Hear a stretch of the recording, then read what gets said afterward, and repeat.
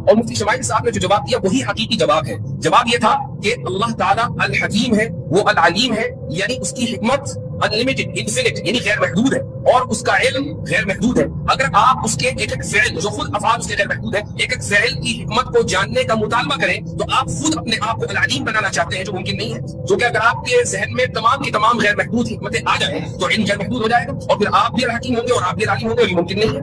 تو اس لیے اللہ تعالیٰ کی ہر حکمت کو جاننا ممکن نہیں ہے.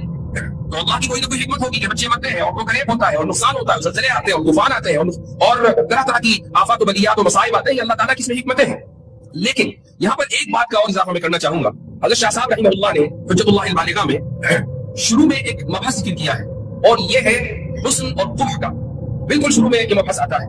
اس میں اشاعرہ کا جو انہوں نے نظریہ پیش کیا ہے وہ یہ ہے کہ اشاعرہ کے نزدیک حسن اور قبح نقلی ہے، عقلی نہیں ہے. کیا مطلب؟ اس کا مطلب یہ ہے کہ اللہ نے جس کام کو حسن قرار دیا، جس کا حکم دیا وہ حسن ہے، اور اللہ نے جس کام سے روکا وہ قبیح ہے، اور اللہ کے کسی بھی فعل میں اور کسی بھی کام میں قبح ممکن نہیں ہے. یہ اشاعرہ کا نقطہ نظر ہے. اب اس نقطہ نظر کو اس سوال کے اوپر فٹ کریں. جب اللہ کا کوئی بھی کام قبیح نہیں ہے، اس کا ہر کام حسن ہے، اور مالک الملک ہے، وہ اپنی ملکیت میں جس طریقے سے چاہے تصرف کرے. آپ لبرلز کو یہ کہیں کہ بھائی تم عورتوں کو ابورشن کی اجازت دیتے ہو، کیوں؟ وہ یہ کہتے ہو کہ بھائی میرا جسم میری مرضی کا اصول ہے نا، یہ اس عورت کا جسم ہے، اس کی مرضی ہے، وہ چاہے اسقاط حمل کرائے یا اسقاط حمل نہ کرائے، تم اس کو مکمل تصرف کا اختیار دیتے ہو. یہاں تک کہ پیٹ میں پلنے والے بچے کی جان لینے کا اختیار دیتے ہو.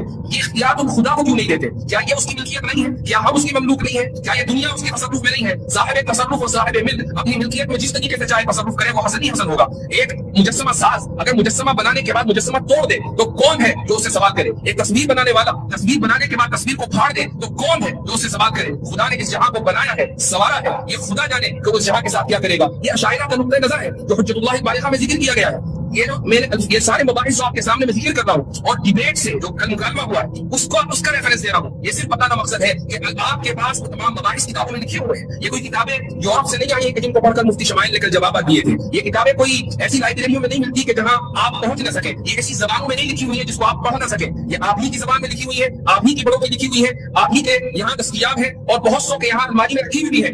کام صرف اتنا کرنا ہے کہ اٹھانا ہے، پڑھنا ہے.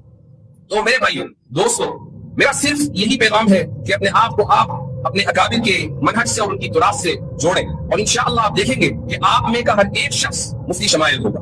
آپ میں کا ہر ایک شخص اس مرتبے پر فائز ہوگا کہ جہاں اللہ سبحانہ و تعالیٰ آپ سے احقاق حق اور ابطال باطل کا کام لے گا.